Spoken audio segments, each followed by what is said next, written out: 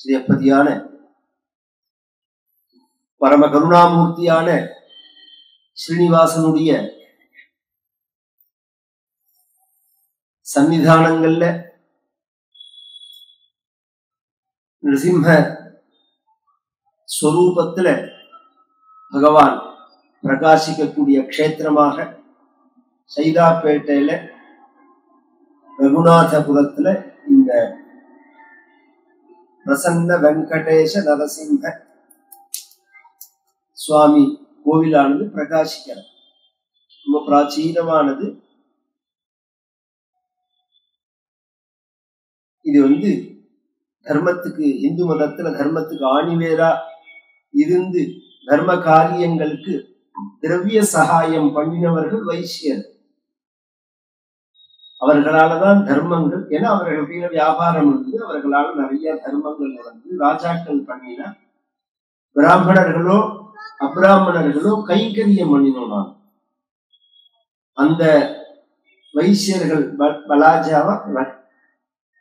பலிஜா வைசியர்களுடைய ஒரு ஆச்சரியமான பக்தியினால, கைங்கரியத்தினால, சமூகத்தினால நடத்தப்படுகின்றதான ஒரு கோவில். பார்த்தாலே எவ்வளவு பளிச்சுன்னு சுவாமிக்கு. அதுவும் எனக்கு ரொம்ப பிடிச்சது. உள்ள வந்தவொடனே ஜிலு ஜிலு ஜிலுன்னு இருந்தார் சுவாமி ஏசியில. இதைத்தான் பண்ணணும்னு சொன்னேன்.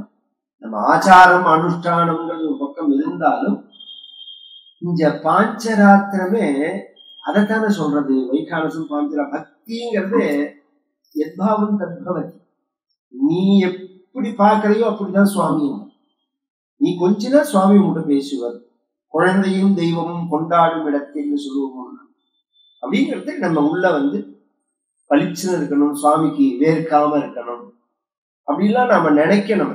நம்ம வாழ்க்கையில எது வரதோ அதெல்லாம் ஆட் பண்ணிக்கணும். இவன் சில பேர் என்ன சொல்லுவா, இந்த விளக்கு போடக்கூடாதுமா. விளக்கு 100 வருஷத்துக்குள்ளதான் வந்தது. அதனால நீங்க அதுக்கு முன்னாடி தெரியாது. நான் என்ன சொல்றேன், இது சூடு போடக்கூடாதுன்னு சொன்னா நியாயம் வேணாம், கரண்டே உள்ள வரக்கூடாதும்பா, அது முட்டாள்தனம் வேணும். அப்படி சொல்றது.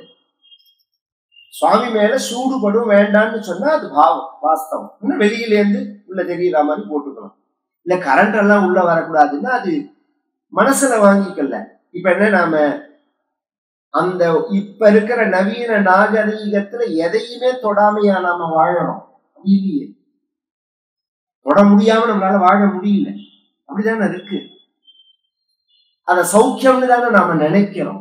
நாம எதை சௌக்கியம்னு நினைக்கிறோமோ அதை பகவானுக்கு பண்ணணும். இதுதான் கைங்கரியம்னு. பகவான் என்ன மாலை கேட்டாரா, தேர் கேட்டாரா, சந்திரன் கேட்டாரா, நகைகள் கேட்டாரா, பட்டு பீதாம்பரம் கேட்டாரா, நைவேத்தியங்கள் பகவானுக்கு கேட்டாரா? நீ நைவேத்தியம் பண்ணலன்னா பகவான் என்ன பட்டி கிடக்குறா? நமக்கு பட்டி கிடக்கிறதே பகவான் தானே. அப்படிங்கிறத இதெல்லாம் பாவம்னு பேரு. ஒரு குழந்தைக்கு, நம்ம வீட்டுல ஒரு குழந்தை பிறந்திருக்கு அப்படின்னு உடனே அந்த குழந்தைக்கு தங்க சங்கிலி போடுறோம், வளையல் போடுறோம், கொலுசு போடுறோம், இடுப்பு அரஞ்சாம் போடுறோம், மோதிரம் போடுறோம், பட்டு கட்டுறோம். 6 மாச குழந்தை அதெல்லாம் நம்ம கிட்ட கேட்டதா? எதுவுமே அதை கேட்கல. ஏன் அதெல்லாம் செய்யறோம்னா, என் குழந்தை அப்படிங்கிறத நான் செஞ்சு பார்க்கணும் அப்படின்னு நான் நினைக்கிறேன். அது மாதிரி என்னப்பன் அவன், என் சுவாமி அவன் அப்படிங்கிறத கொஞ்சிருக்கார்கள். முத்தப்பன், மணியப்பன், கண்ணப்பன், தன் ஒப்பாரில்லா அப்பன். ஆழ்வார்கள்லாம் கொஞ்சும் போது அப்படிதான் கொஞ்சுவார் சுவாமி. அப்படி கொஞ்சத்தினாலதான் இத்தனை திவ்ய தேசம். எத்தனை கோவில் இருக்கு, எல்லாத்தையும் திவ்ய தேசம்னு சொல்லிடுறவன். ஆழ்வார்களுமே கொஞ்சின பெருமாள திவ்ய தேசம்னு சொல்றோம். நான் அந்த கொஞ்சல் தான் முக்கியம். இந்த பகவானை அப்படி கொஞ்சி பகவானை வழிபடணும். அந்த சக்தி இது. என்னன்னா, இது என்னத்துக்குன்னு ரொம்ப பேர் கேட்கிறான். சைத்தன்யம் ஜடம், புரியுற மாதிரி சொல்றேன். இயங்குதல் இயங்காம இருக்கு. இந்த தூண் ஜடமா சைத்தன்யமா? இது ஜடம். நாம சைத்தன்யம், இயங்குறோம். அப்ப நம்ம உள்ள ஒரு சக்தி இருக்கு. அந்த சக்தியை வெளியில விடாம, வேஸ்ட் பண்ணாம, அந்த சக்தியே திருப்பி விடுறதுக்கு தான் ஆன்மீகம்னு பேரு. அந்த சக்தியை பெருமாளா சொல்றோம், நாம ஆத்மஸ்வரூபியா சொல்றோம். அது உள்ள நோக்கி திருப்ப தெரிஞ்சா அது யோகம். அது உள்ள நோக்கி திருப்ப தெரியல அப்படின்னு சொன்னா, வெளியில அந்த பெருமாளுடைய விக்கிரகங்களை வச்சு ஆராதனம் பண்ணி நம்ம கிட்ட உள்ள சக்தியை வீணாக்காம கண்ணால பெருமாளை பார்த்து, காதால பெருமாளுடைய கதைகளை கேட்டு, வாயால பெருமாளுடைய நாமாவை சொல்லி, மூக்கால பெருமாளுடைய திருத்துழாவை நுகர்ந்து, கையால பகவானை ஸ்பரிசிச்சு, இந்த 5 புலன்கள்னு பேர். இது ஞானேந்திரியங்கள்னு பேர். இது மூலமா சுகத்தை அடையிறதுக்கு தான் நம்ம தவிக்கிறோம். கண்ணுக்கு பார்த்தது போரும்னு தோணல, காதுக்கு கேட்டது போரும்னு தோணும். வீணான வியர்த்தமான நம்மளுடைய தரத்தை தாழ்த்தக்கூடியதான விஷயங்கள்ல இதை செலுத்தாதபடிக்கு நம்மளை உயர்த்தக்கூடியதான பெருமாள் பக்கம் இதை நாம் செலுத்தினோம்னா, கண்ணால பாக்குறது பெருமாளை, காதால கேட்கறது பெருமாளுடைய கதைகளை, மூக்கால நுகர்றது பெருமாளுடைய வாசனைய. பெருமாளுக்கு வாசனை உண்டான்னா, பெருமாளுக்கு வாசனை இருந்ததுனாலதான் இன்னைக்கு ஸ்ரீரங்கத்துல பெருமாள் பிரகாசிக்கிறார். மாலிகபூர்னு ஒருத்தன் 800 வருஷம் முன்னாடி படையெடுத்த போது தென்னிந்தியாவில எல்லா கோவில்களையும் சீரழிச்சான். அப்ப ஸ்ரீரங்கம் பெருமாளை, பெரிய பெருமாளை எடுத்துட்டு பக்தர்கள்லாம் இப்படி போய் கடைசியில திருவரங்கத்துக்கு போயிட்டான். 43 வருஷம் இந்த பெருமாள் இங்கேயே இல்லை, கோவிலேயே இல்லை. தாயார வில்ல மரத்தினுடைய அடியில புதைச்சிட்டு போயிட்டான். தாயார தூக்கி போக முடியாததுனால. அதுல ஒரு 15 வருஷம் 20 வருஷம் கழிச்சு வேற ஒரு பெருமாளை தீர்மானம் பண்ணி அவர் உள்ள வச்சு பூஜை பண்ணி, தாயாரையும் வேற ஒரு தாயாரை நிர்மாணம் பண்ணி பக்தர்கள் பூஜை பண்ண ஆரம்பிச்சு, கடைசியில இந்த பெருமாளை கண்டுபிடிச்சு கொண்டு வந்த உடனே ஒரு ஜெனரேஷனே மாறி போயிடுது, தலைமுறையே மாறி போயிடுது. இப்ப இவர் ஒரிஜினல் பெருமாளா, அவர் ஒரிஜினல் பெருமாளா அப்படின்னு ஒரு சந்தேகம். சந்தேகம் வந்தா இதை யார் தீர்மானம் பண்றது? அப்ப இருந்தவா யாருமே இப்ப இல்ல. அந்த கடைசியில அந்த பெருமாளை தூக்கின்னு போனவார்க்கா பாருங்க, 100 சொச்சம் பேர்ல 3 பேர் தான் திருமலை ஏறத்தை மிச்சம் இருந்தாலாம். இந்த மாலிகபூர் படக்க துரத்தும் போது அதுலயும் 2 பேர் கீழே குதிக்கிறதே செத்து போயிட்டான். அதுல காலமான ஒருத்தரோட பையன் 17 வயசு, அவன் தான் பெருமாளை 17 வருஷம் காட்டுல வச்சு காப்பாத்தினார். ஒரு கொடிகளால ஒரு மேடை மாதிரி கட்டி பூவெல்லாம் போட்டு அதுல பெருமாளை வச்சு காட்டுல காய்க்கிற பழங்கள் காய்கள் எல்லாம் நைவேத்தியம் பண்ணி, இந்த ஸ்ரீரங்கத்துல என்ன ஒண்ணும் அப்படி 17 வருஷம் பூஜை பண்ணிருக்காரு அவர். கடைசியில நம்ம இந்து ராஜ்யத்தை ஸ்தாபிச்சுட்டு கண்டுபிடிக்கும் போது அவருக்கு பேச்சே வரல. ஏன்னா ஒத்துமே இல்லை, உடம்பெல்லாம் ரோமங்களாகி பிரம பிடிச்சா மாதிரி இருந்தது. அவரை நிதானத்துக்கு கொண்டு வரதுக்கு கொஞ்ச நாள் ஆச்சுன்னு வச்சுக்கோங்களேன். இப்ப எது பெரிய ஒரிஜினல் பெருமாள் அப்படின்னு ஒரு கன்ஃபியூஷன் வருது. அப்ப இருந்த ஆள் ஒருத்தர் இருந்தார். யாருன்னா பெருமாளோட துணிகளை தோச்சு கைங்கரியம் பண்றவா. பெருமாளுக்கு சாத்திரமே வஸ்திரம், அந்த வஸ்திரத்தை சுத்தம் பண்ணி கொடுக்கிறவா ஈரங்கொல்லின்னு பிறவாள். வயசானவர் ஒருத்தர், அவருக்கு கண்ணு தெரியும், அவரும் காமிச்சு சொல்ல முடியாது அப்படின்னு நான் சொல்லுவேன்.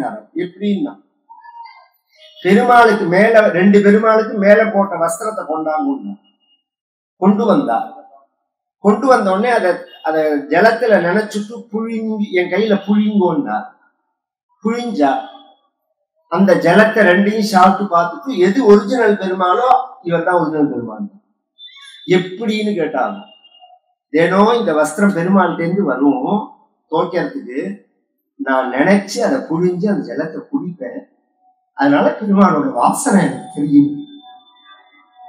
அவர் சொல்லிதான் இன்னைக்கு பெரிய பெருமாள் பிரகாசிக்கிறார். இந்த ஈரங்கொல்லிங்கிற சலவை தொழிலாளி சொல்லிதான் அப்படி இருந்த தேசம், இருந்த கைங்கரியம், இவ்வளவு கைங்கரியம் பெருமாள். இது ரொம்ப பிரதானம். இது அதைத்தான் நாங்க கேட்கிறோம். பாவிகளா, நீங்க ஒண்ணும் நல்லது பண்ண வேண்டாண்டா, இடைஞ்சல் பண்ணாம இருங்கோடா, கோவிலை விட்டுட்டு போவோம், நாங்க பாத்துக்கிறோம். அந்தந்த சமூகத்துக்குன்னு உள்ள கோவில்கள் இருக்கு, அவாவா சிரத்தையா அவாவாளுக்குள்ள ஒரு அனுஷ்டானத்தோட தர்மத்தோட பார்த்துப்பா. எங்கேயுமே ஒருத்தர் 2 பேரு உள்ளுக்குள்ள இடைஞ்சல் பண்றவன் இருப்பான், அயோக்கியம் இருப்பான், கெட்டவனா இருப்பான். அதவனை வச்சுன்னு மொத்த சமூகத்தையும் நாம குறை சொல்ல முடியாது. நமக்கு தேவை திருவாராதனை ஒழுங்கா நடக்கணும் அப்படிங்கிறது தான். ஒரு 10 வருஷம் முன்னாடி இந்த கோவில்ல நான் சொல்லியிருக்கேன். கோகுலாஷ்டமி சமயத்துல இல்லை, அப்புறம் தான் கோகுலாஷ்டமி உற்சவம்னு வந்தது. முதல்ல ஒருத்தர் இந்த நிர்வாகம், நான் இந்த காரணீஸ்வரர் கோவில்ல ரெகுலரா வந்து சொல்லுவோம் அப்பா காலத்திலேருந்து. அப்ப 2000 ஒரு 10 வருஷம் வந்து சொல்லியிருந்தேன். அப்போ ஒரு தடவை இங்க ஒருத்தர் வேறு ஞாபகம் இல்லை, கதை வைக்கணும்னு ஆசைப்பட்டா, ரொம்ப பிடிச்சிருந்தது. அப்புறம் நம்ம நரசிம்ம சுவாமி சொன்ன உடனே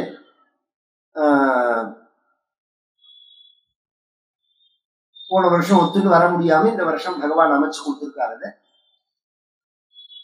ஸ்ரீ ஜெயந்தி வைஷ்ணவ பிரகாரம் வர 14ஆம் தேதி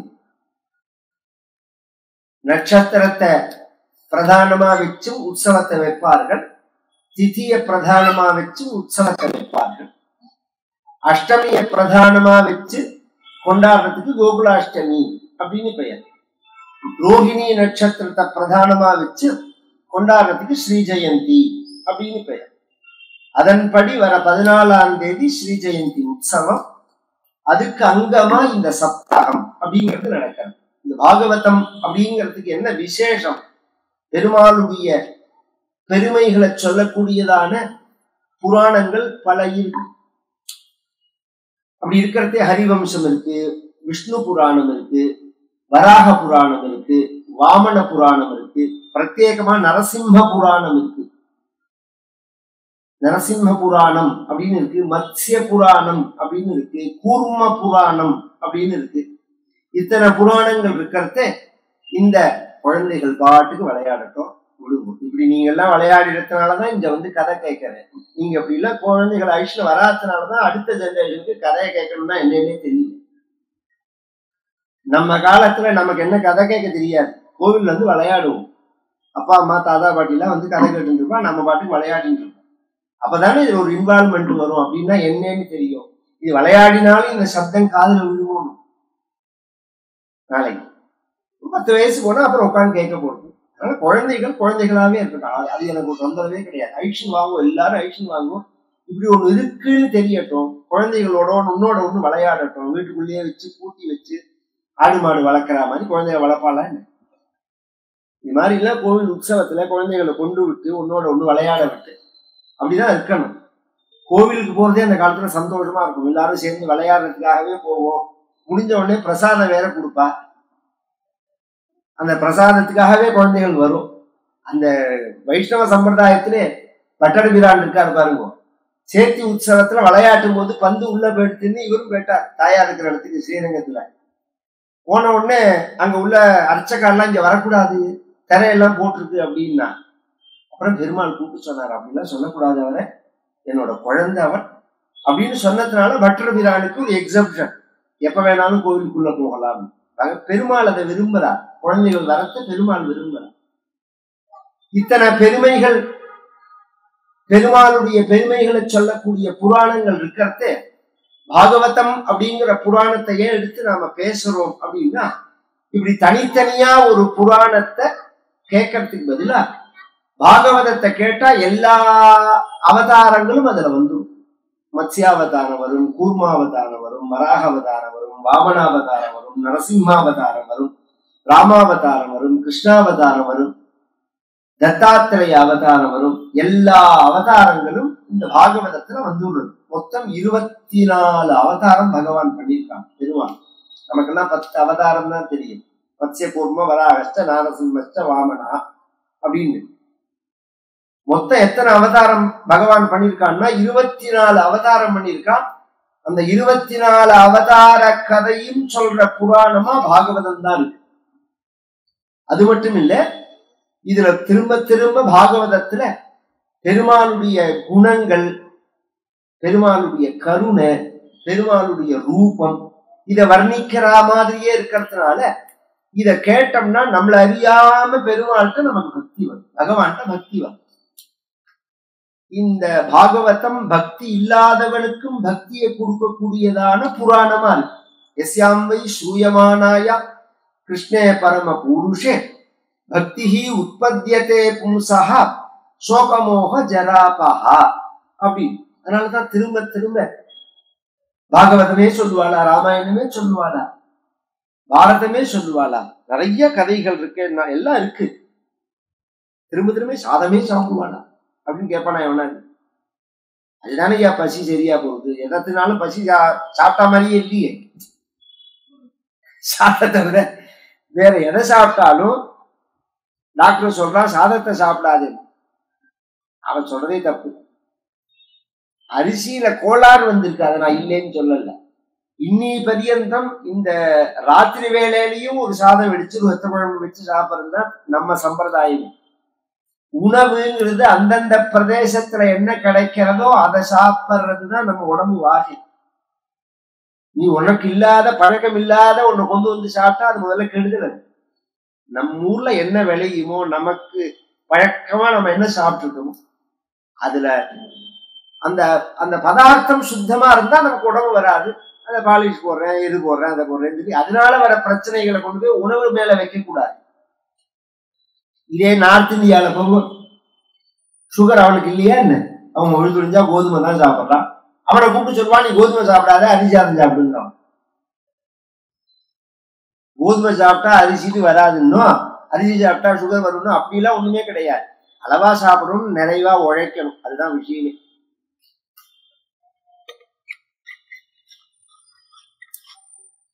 மிதமா சாப்பிடணும், அபரிமிதமா உழைக்கணும். அபரிமிதமா சாப்பிடுறோம், உழைக்கவே இல்லை. இந்த பாகவதம் அப்படிங்கிறது எல்லா அவதார சரித்திரத்தையும் சொல்றது. அதனால இத கேட்டா வரா மாதிரி ஒரு திருப்தி பக்திங்கிறது மற்ற புராணங்களை கேட்கறதே நமக்கு ஒரு மரியாதை இருக்கே தவிர ஒரு அனுபவம் ஏற்பட மாட்டேங்கிறது. இது தத் ரசாமிருத திருப்தஸ்ய நான்யஸ்ய ஸ்யாத் ரதி கோச்சித். இதுல உள்ள ஒரு ரசம் வேற எதுலையுமே இருக்காது. இந்த பாகவதம் அப்படிங்கிறது வியாசர் அப்படிங்கிற பகவானுடைய அவதாரம், வியாசாய விஷ்ணு ரூபாயன்னு அவரால் செய்யப்பட்டது. அவர் ஏன் செஞ்சார் அப்படின்னா, அவரை செய்யற மாதிரி சொன்னது நாரதர். ஒரு சமயம் வியாசருடைய ஆசிரமத்துல வியாசர் உட்கார்ந்து இருக்க, நம்ம பத்ரிகாசிரமம் போனோம்னா இருக்கும், வியாசாசிரமம்னு இருக்கும், வியாச குஹான்னு இருக்கும், மானான்னு ஒரு கிராமம். பத்ரிகாசிரமத்தோடு நிறுத்தக்கூடாது, அதுக்கு மேல போகணும். மேல போனா இந்தியாவோட முதல் கிராமத்துக்கு மானான்னு பேரு. அங்க சரஸ்வதி நதி போகும், வியாச குஹான்னு இருக்கு. அந்த இடத்துல வியாசர் உட்கார்ந்து இருக்க, நாரதர் வர, நாரதரை பூஜை பண்ணினார் வியாசர். என்ன யோசனைன்னு கேட்டார். வியாசரை பார்த்து நாரதர் ஒரு யோசனை பண்ணியிருந்தார். வியாசர் சொன்னார், நான் ஜனங்களுக்கு சுலபமா பகவானை அடைவதற்கு ஒரு வழி சொல்லணும்னு நினைக்கிறேன். பல வழிகளை சொன்னேன். தர்மத்தை சொன்னேன், யோகத்தை சொன்னேன், நீதிய சொன்னேன், சத்தியத்தை சொன்னேன், தானத்தை பத்தி சொன்னேன், உபவாசம் பட்னி கிடக்கிறத பத்தி சொன்னேன், யாகங்கள்லாம் பண்றது எப்படி அப்படிங்கறத சொன்னேன், பூஜைகள்லாம் பண்றது எப்படி அப்படிங்கறத பத்தி சொன்னேன். ஆனா ஜனங்களுக்கு அது போரும்னு தோணல. ஏன் அப்படின்னா, எல்லா ஜனங்கள் கேட்டுக்கிறா, செய்ய மாட்டேங்கிறா. ஜனங்களுக்கு என்ன தெரியாதா? எல்லாம் தெரியும், ஆனா செய்யறதுக்கு சோம்பல். பூஜை செய்யறதுக்கு சோம்பல், பாராயணம் பண்றதுக்கு சோம்பல், உபவாசம் இருக்கிறது முடியவே முடியாது. அப்பா ஆகி சிரார்த்தமா இருந்தாலும் சாப்பிட்டுதான் சிரார்த்தமே. சாப்பிடாம சிரார்த்தங்கள்லாம் பண்ண எனக்கே உயிர் போயிடுங்கிறார் வாத்தியார்ட்ட. அவரும் சொல்றார், நானே சாப்பிட்டுதான் வந்திருக்கேங்கிறாரு. அதனால நீங்க எல்லாம் கவலைப்பட வேண்டாம் அப்படிங்கிறார். அதனால அதெல்லாம் படுத்து பேசவே முடியாது. மௌன விரதம், சத்தியம், நேர்மை ஒரு இடத்துல பார்க்க முடியல. அந்த காலத்துல மௌன விரதம்னு சொல்லுவாங்க. பட்னி கிடக்கிறது இந்த இத மகாத்மா காந்தி ஏதாவது ஒரு பிரச்சனை என்ன உடனே மௌன விரதம் இருப்பார், ஏதாவது ஒரு விரதம்னா உண்ணாவிரதம் இருப்பார் அவர். இது இன்னைக்கு எவ்வளவு கேலியா போயிடுது. காத்தால டிஃபனுக்கும் மத்தியான சாப்பாட்டுக்கும் நடுப்புற உள்ள நேரத்துக்கு உண்ணாவிரதம்னு சொல்றது. அப்படிதான் உண்ணாவிரதமே இருக்கா. இத போய் நம்ம எப்படி இது மாதிரி ஆயிடுச்சு. உபவாசம்ங்கிறதும் உண்ணாவிரதம்ங்கிறதும் மௌன விரதம்ங்கிறதும். மௌன விரதம்னா ஒரு பேப்பரை பேனாவை வச்சுட்டு எழுதி தள்ளிவிடலாம். அதுக்கு மௌன விரதமே இருக்க வேண்டாம், வாயாலேயே பேசிக்கலாம். தேல் கடிச்ச கொட்டினாலும் பேசக்கூடாது, பாம்பு கடிச்சாலும் பேசக்கூடாது. சாமர் புரிஞ்சுமா? இதெல்லாம் முடியல ஜனங்கள். அப்பர் சுவாமிகள்னு நாயன்மார்கள் ஒருத்தர், அவர் சொல்றார் ஒரு விஷயத்த. திருவாரூர்ல பூஜை பண்ணுன்னா எனக்கு தெரியாது, பாராயணம் பண்ணுன்னா தெரியாது, மகாதேவான்னு சொல்லுன்னா எனக்கு முடியாது, எல்லாத்துக்கும் முடியாதுங்கிற ஒண்ணு அழ தெரியுமான்னாரு. அழ தெரியுமோ? அது தெரியாதுன்னு எவனும் சொல்ல முடியாது. ஏன்னா உலகத்துல இருக்கிறவனும் அழலாம், இல்லாதவனும் அழலாம். எல்லாருக்கும் அழ தெரியும். அழுன்னா பகவான்கிட்ட அழு. இப்ப ஜனங்கள்லாம் அதை தான் பண்ணிட்டு இருக்கான். அதையாவது பண்றாளே, அழுதால் அவன் அருளை பெறலாமே. ஏதோ எங்கேயோ ஒரு மூலையில நின்று ஏதோ நினைச்சு யாரையோ பார்த்து அழாதபடிக்கு பகவான் கிட்ட அழணும்னு தோன்றதே, அது பரியந்தம் அந்த சம்ஸ்காரம் மிச்சம் இருக்கு. கோவில்ல தெய்வத்துக்கிட்ட தன் கஷ்டங்களை சொல்லணும்னு தெரிஞ்சிருக்க, அதுவே தெரியலன்னா என்ன பண்ண போறோம் நாம்? இப்ப சுலபமான வழி எது ஜனங்களுக்கு சிரமம் இல்லாம பகவானை அடையறதுக்கு? நான் சொல்லட்டுமான்னார் நாரதர். சொல்லுங்க. என் வாழ்க்கையில நடந்த ஒரு சம்பவத்தை சொல்றேன். நான் இப்ப நாரதர்ங்கிறது பிரசித்தமே தவிர, இதுக்கு முதல் பிறவியில நான் என்னவா இருந்தேன்னு யாருக்கும் இது நான் சொன்னதில்லை. உங்களுக்கு சொல்றேன்.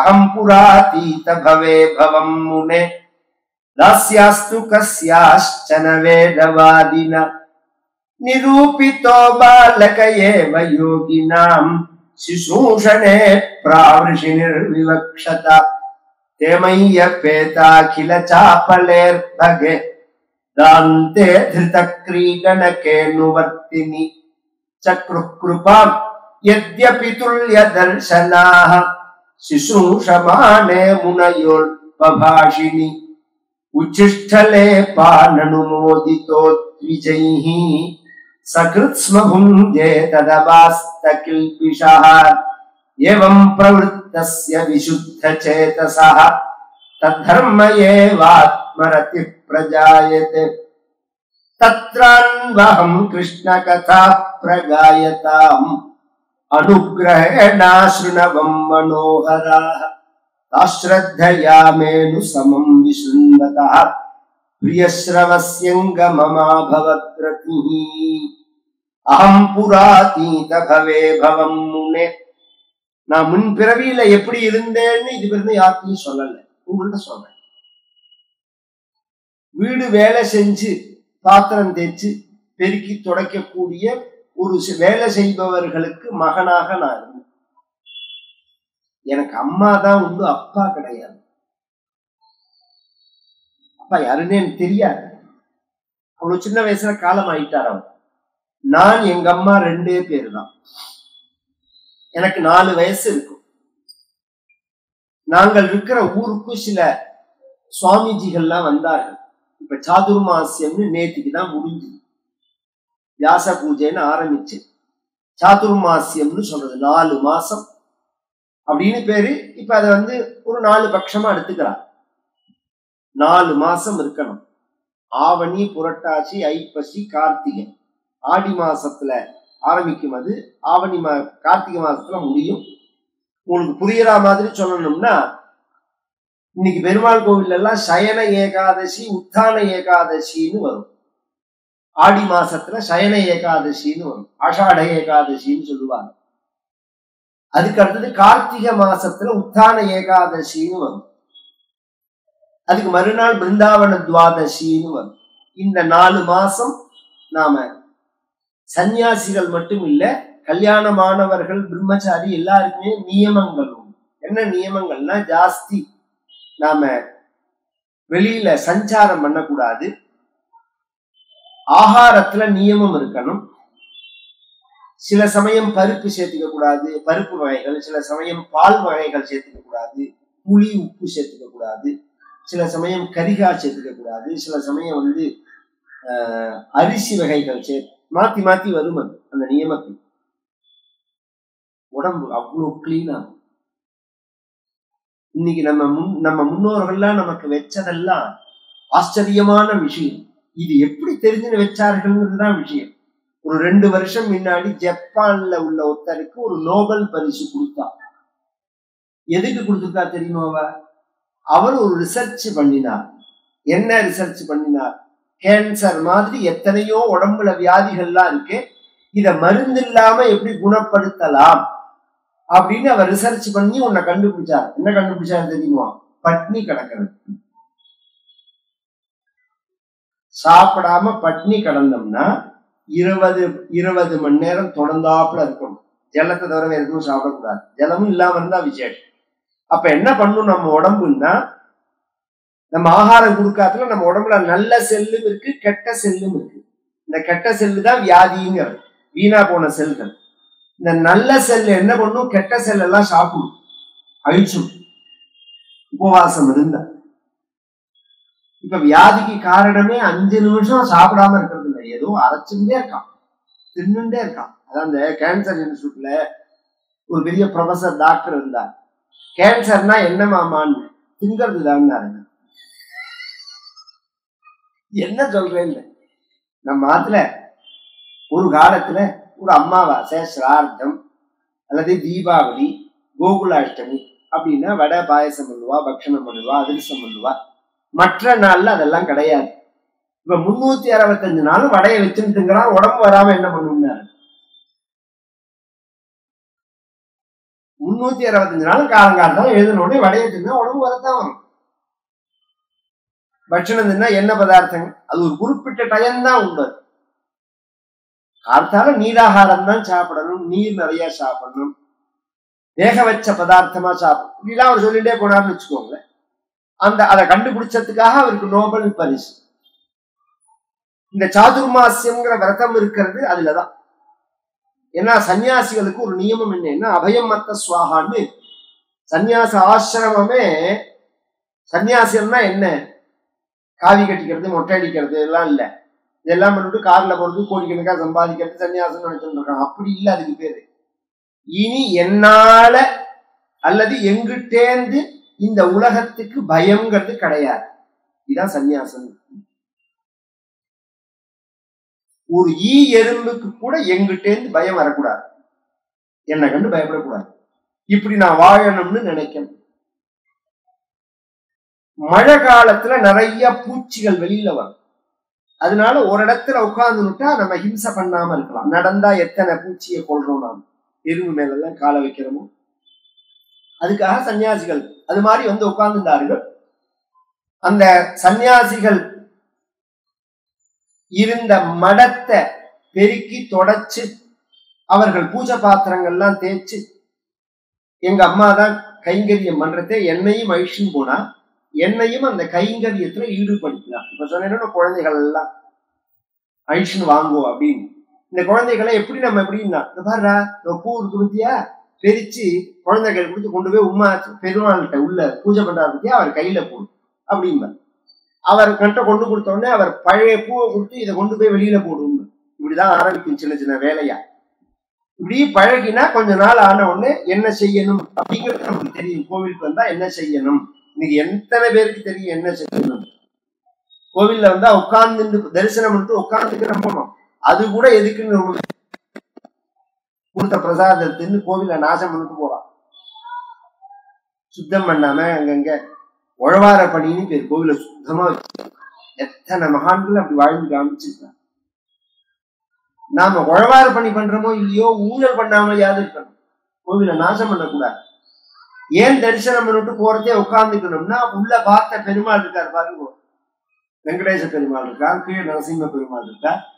பாக்குறதுக்கு 2 பேரும் ஒரே மாதிரி தான் இருக்கா. இவரை வெங்கடேச பெருமாள்னு சொல்லுவானே, அவரை நரசிம்ம பெருமாள்னு சொல்லுவானே. அவர் எப்படி இருந்தார், அந்த முகம் எப்படி வச்சமா மலைபோல் மேனி பவளவாய் ஆழ்வார்கள் வர்ணிக்கிறார். கமலக்கண் பச்சைமா மலைபோல் மேனி பவளவாய் கமலர் அச்சுதா அமரரேரே ஆயர்த்தம் கொழுந்தே என்னும் இச்சுவை தவிர யான் போய். எப்படி ஒரு ரூபம், என்ன ஒரு வஸ்திரம், என்ன ஒரு புஷ்பம், என்ன ஒரு கந்தம், என்ன ஒரு அலங்காரம் அப்படிங்கிறத உட்கார்ந்து கோவில்லயே தியானம் பண்ணணும். இதுக்குதான் கோவிலுக்கு வர்றது அப்படிங்கிறது. இதெல்லாம் குழந்தைகளா இருக்கிறதே பழகணும். இவருக்கு அந்த கைங்கரியத்துல ஒரு அவன் அம்மா ஈடுபடுத்த, பெரியவா வந்தா முதல்ல ஏந்துக்கோ, உட்கார்ந்துக்காத, பெரியவாளை பார்த்தா நமஸ்காரம் பண்ணு, இந்த அந்த பூவெல்லாம் கொண்டு போய் பூச்செடி வாசம் கால் படாத இடத்துல போடு, இந்த பெரிச்சு வச்ச பூவெல்லாம் உள்ள கொண்டு போய் அவ பூஜை பண்றதே அவ பின்னாடி விசிறு, இப்படி எல்லாம் சொன்னான். இவனுக்கு என்ன ஆயிடுச்சுன்னு அந்த குழந்தைகளுக்கு இருக்குல்ல, நாம எப்படி வளர்க்கிறோமோ அப்படின்னா. ரொம்ப பேர் என்ன நினைச்சுட்டு இருக்கான், ஐயர்மார் மட்டும் எல்லாத்தையும் வச்சிருந்து, பாப்பா மட்டும் எல்லாத்தையும் வச்சுட்டு மத்தவங்களுக்கு எல்லாம் சொல்லி கொடுக்கலன்னு. தெரிஞ்சிருந்தவன் தெரிஞ்சிருந்தான். இன்னைக்குமே 100 பேருக்கு கிளாஸ் எடுக்கிறான் ஸ்கூல்ல, 100 பேர் 100 மார்க் வாங்கலாம். அப்ப சொல்லி கொடுக்கறதுல ஏதாவது பிரச்சனை என்ன கிடையாது, அவ கிரகண சக்தியை பொறுத்து இருக்கு. அதனால வாய்ப்பு நம்ம மதத்துல சமமாதான் இருந்து, விருப்பம் உள்ளவன் வந்தா, விருப்பம் இல்லாதவன் போறான். இதுதான் விஷயம். நம்ம முன்னோர்கள்னா எல்லாருக்குமே எல்லாத்தையும் சொல்லி கொடுத்ததுனாலதான் எல்லாருமே படிச்சவர்களாக இருந்தார்கள். ஆங்கிலேயர் வந்து படிப்பை சொல்லி கொடுக்குறான்னு சொல்லி கொடுத்தாங்கிறதே முட்டாள்தனம். அவன் நம்ம கிட்ட இருந்துதான் கத்துந்தான். அதை சொல்லி கொடுக்குற விதத்தை மாத்தினானே தவறாமோ, எடுத்துன்றது சப்ஜெக்ட்லாம் நம்ம கிட்ட இருந்துதான். இப்ப வள்ளுவர் தமிழ் மறை, திருவள்ளுவர் தமிழ் வேதம் ஓதினவர் அப்படிங்கிறோம். வள்ளுவர் சொன்ன மாதிரி யாருமே சொல்லலைங்கிறோம். அப்ப வள்ளுவருக்கு இத்தனையும் சொல்லி கொடுத்த ஒருத்தர் அவர் வேற யாரையாவது சொல்றோமா? நம்ம கம்பர் எழுதின மாதிரி ஒருத்தர் கவிதை எழுத முடியாதுன்னு சொல்றோம். கம்பர் சொல்றதை என்ன ஆசான் மாதிரி உண்டாங்கிறான், என்ன ஆச்சாரியன் மாதிரி உண்டா அப்படின்னு கேட்கிறான். எல்லாருக்குமே எல்லாம் சொல்லி கொடுத்தோம். ஒருத்தர் பிரகாசிக்கிறா, ஒருத்தர் பிரகாசம் இல்லாம இருக்கிறதுனால படிப்பு கிடைக்காம போகல. ஆனா நாம வளர்க்கறதை பொறுத்துதான் அமையும். நீங்க ஒரு 20-25 வயசுக்குள்ள அந்த டியூன் பண்ணலன்னா அப்புறம் மாறுறதெல்லாம் சாத்தியமே கிடையாது. 15-20 வயசுக்குள்ள இது மாதிரி குழந்தைகளை வர சொல்லி கோவில பார்த்து, உற்சவத்தை பார்த்து, இப்படி ஒண்ணு இருக்குங்கிறதையே காமிக்கணும். நாம அதை பண்றதே கிடையாது. 2 ஜெனரேஷனா அந்த தப்பு தான் நம்ம பண்றோம். ஏதாவது ஒரு பிரச்சனை என்ன, ஏதாவது ஒரு ஜோசியம் சொல்றான், அதுவும் டிவியில தலைக்கிதெல்லாம் அவன் பேசுறான். எதை தின்னா பித்த தெரியும்னு ஜனங்கள் இருக்கு. எங்களாலையும் ஓப்பனா சில விஷயங்கள் பேச முடியல. ஏதோ ஆன்மீகத்தை பத்தி சொல்றாளேங்கிறதுனால நாங்க அபிப்பிராயம் சொல்லாம இருக்கோம். நம்ம முன்னோர்கள்லாம் காத்தால எழுந்துட்டோமா, குளிச்சோமா, பெருமாள் வந்து தரிசனம் பண்ணிடுமா, குழப்ப பார்த்தோமா, தொழிலை செஞ்சோமா, நேர்மையா இருந்தோமா, சாயங்காலம் கோவிலுக்கு வந்தோமா, அது மாதிரி கதைகளை கேட்டோமா, ஏதாவது ஒரு கஷ்ட நஷ்டம்னா பெருமாள்கிட்ட சொல்றது அப்படி வச்சிருந்தோம். ரெகுலரா கோவிலுக்கு 3 வேளையும் வந்த காலம் உண்டு. 3 வேளையும் பெருமாளை பார்த்துட்டு தான் அடுத்த காரியத்தை பண்ணணும், சுவாமியை பார்த்துட்டு தான் பண்ணணும். அப்புறம் அது சாயங்காலம்னு மாறினது. அப்புறம் இப்ப வெள்ளிக்கிழமை, செவ்வாய்க்கிழமை, வியாழக்கிழமை, சனிக்கிழமைன்னு ஒவ்வொரு சாமிக்கும் ஒரு நாளா மாறினது. இப்ப என்ன ஆச்சுன்னா, ஜோசி சொன்னாதான் கோவிலுக்கே வரலாம். ஏதாவது ஒரு கோவிலுக்கு போய் நீ விளக்கு போடு, அப்பதான் அவன் கஷ்டம் போகணும்னு அவன் சொன்னாதான் கோவிலுக்கு வரானே தவிர இல்லைன்னா கோவில் பக்கம் வர மாட்டேங்களா. இது என்ன, உன்னோட வருகைதான் முக்கியம். ஒரு வருகைதான் முக்கியம். அது வந்து கைங்கரியம்னு பேரு. இந்த நாரதருக்கு அது பழகினது. இப்படியே இவர்களோடய 4 மாசம் சுத்தி சுத்தி வந்தாரா, குழந்தைகளுக்கு அந்த குழந்தைகள் உலகமே தனி. ஒண்ணுல பழகிடுச்சுன்னா அப்படியே பிடிச்சு போயிடும். பிடிக்காதுன்னு குழந்தைகளுக்கு ஒன்றும் கிடையவே கிடையாது. ஏதாவது 100ல ஒரு குழந்தைதான் ஜென்மாந்தர வாசனையினால சிலது பிடிக்காம இருக்கு. பெரும்பாலான குழந்தைகள் நாம பழக்கிற பழக்கத்துக்குள்ள வந்துடும். அது நல்ல விஷயங்களை பழக்கம், அதுதான் விஷயம். இந்த நாரதருக்கு இந்த இந்த மாதிரி தானே ஆசிரமம், சுவாமிஜி அப்படின்னா அந்த காலத்துல எல்லாம் எப்படி நமக்கு பொழுதுபோக்கு என்ன, இது மாதிரி தெய்வீகமான பொழுதுபோக்கு நமக்கு இதை தாண்டி வேற தெரியாது. டிவி அது மாதிரி எல்லாம் விஷயம் இல்ல. இன்னும் நிறைய இருக்கு பொழுதுபோக்குறது. குடிச்சு பொழுதுபோக்கலாம், கூத்தியாரோட பொழுதுபோக்கலாம், கும்மாளம் அடிச்சு பொழுதுபோக்கலாம். இந்த மாதிரி எந்த தப்புமே நம்ம பண்ண மாட்டோம். நம்ம வாழ்கிற இடத்துல குடிக்கிற கடையே இருக்காது. நாம வாழ்கிற இடத்துல தப்பான பெண்களே இருக்கக்கூடாது. இப்படி எல்லாம் ஒரு சட்ட திட்டங்களோட ஒரு உட்பட்டு நாம வாழ்ந்தோம். நம்ம கோவில் இருக்கும், கோவிலை சுத்தி தான் நம்ம வீடு எல்லாமே இருக்கும். கவனிச்சா எந்த ஊரை கவனிச்சாலும் நடுப்புல கோவில் இருக்கும். அதை சுத்தி தான். பொதுவா அக்ரஹாரம்னு சொல்லுவார்கள். கவனிச்சுக்கிறது, ரொம்ப விசேஷமான பதம். அப்படின்னா என்ன சார், பிராமணர்கள்லாம் இருக்கிற இடமா? அப்படி அர்த்தம் இல்லை அதுக்கு. அக்ரே அப்படின்னா முன்னாடி. அக்ரே ஹரிஷ்ச ஹரௌச்ச வர்த்ததே இதி அக்ரஹாரஹா. முன்னாடி பெருமாள் கோவிலும் சிவன் கோவிலும் இருக்கிற இடத்துக்கு அக்ரஹாரம். அக்ரஹாரம்னா முன்னாடி பெருமாள் கோவில் இருக்கணும், சிவன் கோவில் இருக்கணும். இப்ப நான் இன்னைக்குதான் நான் பத்ரிநாத் கேதார்நாத்ல இருந்து வரேன். முந்தா நாள்லாம் நான் அங்கதான் இருந்தேன். அப்ப நினைச்சிருந்தேன், ஒரு தெருவுக்கே இந்த பெயர்னா பாரத நாட்டுக்கு அக்ரஹாரம்னு பேர். இந்த பக்கம் கேதார்நாத், அந்த பக்கம் பத்ரிநாத். அக்ரே ஆரம்பிக்கிறதே பெருமாள் கோவில் சிவன் கோவில். கொஞ்சம் யோசனை பண்ணுங்க, இந்த அமைப்பு எந்த நாட்டுக்காவது உண்டா? பாரத அக்ரஹாரம்னு பேர் வைக்கலாம். அக்ரஹாரம்னா பிராமணர்கள் வசிக்கிற இடம் இல்ல. அக்ரேன்னா முன்னாடி. முன்னாடி பெருமாள் கோவில் இருக்கணும், சிவன் கோவில் இருக்கணும். இதான் விஷயம். இதை சுத்தி நம்மளுடைய வீடு அமைப்பு இருக்கு. கோவிலை சார்ந்து நம்மளுடைய வாழ்க்கை இருக்கு. கோவில்ல இருந்து வருமானத்துக்கு இல்லை, நமக்கு ஒரு சந்தோஷம்னா கோவில் தான். காட்சிகள் பார்க்கணும்னா கோவில்ல போனா நாடகம் நடக்கும், கச்சேரி நடக்கும், சங்கீதம் இருக்கும், பிரசாதங்கள்லாம் நவராத்திரி, ராமநவமி, வைகுண்ட ஏகா இத்தியாதி புண்ணிய காலங்கள்லாம் பிரம்மோத்சவங்கள்லாம் வருது. தினம் என்ன பிரசாதம், எத்தனை விதமா ஆரோக்கியமான பகவானுக்கு நைவேத்தியம் பண்ண பிரசாதம், நல்ல புஷ்பம், நல்ல மாலை, நல்ல சுகந்தம், உற்சவங்கள், ஒருத்தர் பார்த்துக்கிறது, சமூக நல்லிணக்கம், இதெல்லாம் சகஜமா இருந்தது.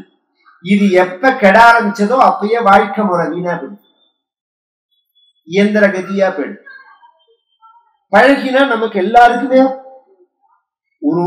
இந்த ஊரை விட்டுட்டு வெளியில போறேன் இல்லைங்க, ஒரு டிராவல் பண்றேன், பத்ரிநாத் போறதே டெல்லியிலேருந்து ஒரு தமிழ் பேசுறவரோட 10 நாள் சேர்ந்தாப்புல பத்ரிநாத் போயிட்டு வந்தா அவரோட நமக்கு ஒரு சிநேகம் ஏற்படுறதா இல்லையா?